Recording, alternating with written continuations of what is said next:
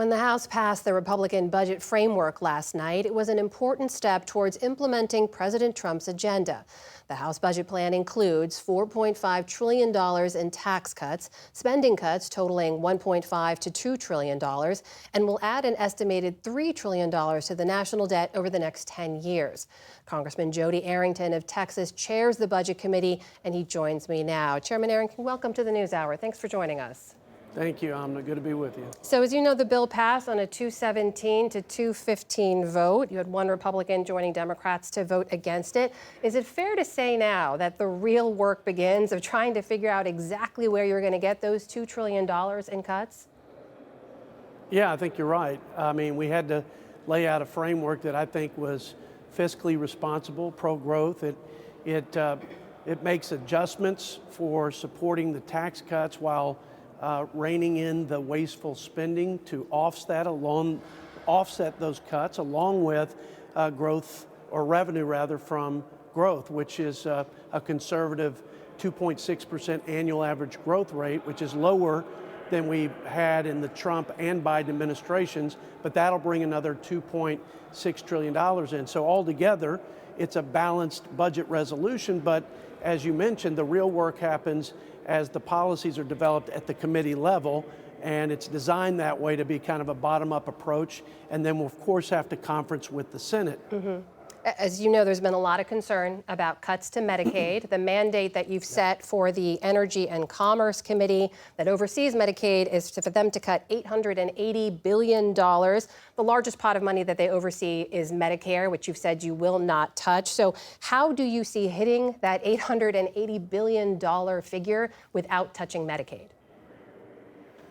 Well, we're gonna make sure we actually eliminate the waste that exist in the federal government, not just in the Medicaid program, but across the federal government. The Government Accountability Office estimates just within 70 programs in the federal government, a $2.7 trillion in waste, fraud, and abuse. And then fraud, government-wide, they say on the higher end is $5 trillion. So we have to put the program integrity measures in place to make sure those who are legally eligible are those receiving the benefits that the taxpayers and lawmakers intended.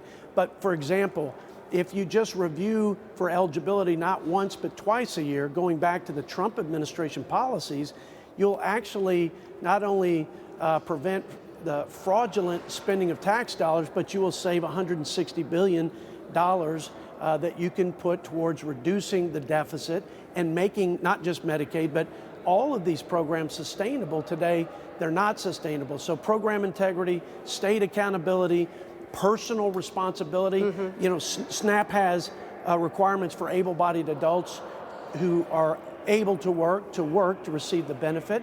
And we think that it's responsible to do that across the government. Medicaid doesn't have that. For example, these are some of the things that will be meted out at the committee level. Chairman, if I may, just to double check the math here, that $3 trillion you cited there, that is the cumulative of estimated overpayments and fraud from GAO dating back to 2003. So that's not quite apples to apples here. You mentioned the $160 billion that would come from reversing some Biden-era policies, but the national improper pay rate that I saw, HHS estimates on fraud, only totaled about $31 billion. I'm just pointing these out to show nowhere are you near $880 billion. So again, where are you seeing math that says you can get to that number without touching Medicaid?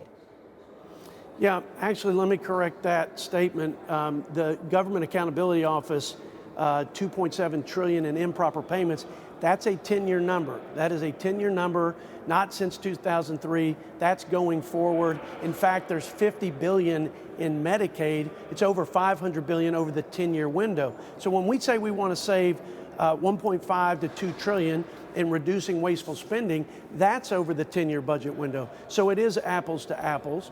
I would also suggest, and there are outside groups that have measured this, one that comes to mind is Numbers USA. They say that we're spending $150 billion for social services for people who are in this country illegally, about $9,000 per illegal immigrant. That's more than we spend on U.S. citizens who are the most vulnerable among us and eligible for Medicaid.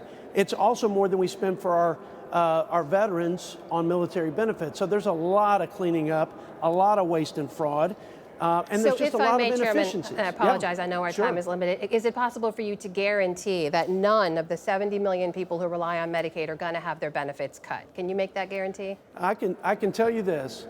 These programs are not sustainable for the most vulnerable people. I can also tell you that the Obamacare expansion population, they get a 90% federal match, and the blind, disabled, the sickest and poorest among us, they get 65% on average. So the entire health system is oriented around giving better care and better access to able-bodied Obamacare expansion population. So there's a lot of ways to make it work better and Chairman, make it work more efficiently. I'll just point out, I'm not hearing a guarantee in there, but I think our conversation on this will continue. I do want to ask you about some of the federal worker firings that we've seen from Elon Musk's Doge team. The latest figures that I saw show some 130,000 federal employees who live in the state of Texas. In your district, about 8,000 or so.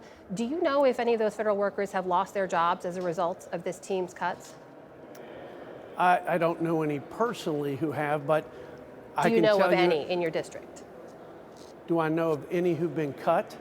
Yes, sir. Anyone who's any federal employees in your district who have lost their jobs as a result of the Doge team's cuts? I don't know of any, but there may be people who have had their jobs terminated. And I can tell you, after having worked in the administration of President Bush, being in the administration, there's a lot of unnecessary jobs. There's a lot of waste. We had about half the workforce not even going to work the last 4 or 5 years. So look, where there is value added, where there are people who are being productive and in advancing the federal government's mission and serving the American people, I don't think there's a problem there. But I think we have a lot of bloat and a lot of waste. So I support the efforts that are being taken under President Trump by Elon Musk and by his cabinet officials. If I may, among the Doge team's listings of cuts, they do list a DHS office closure in Abilene, Texas, which is in your district, for an estimated savings of $340,000. I'm unsure how many people were cut there, but are you concerned that if hundreds of people in your district lose their jobs, it will impact your community?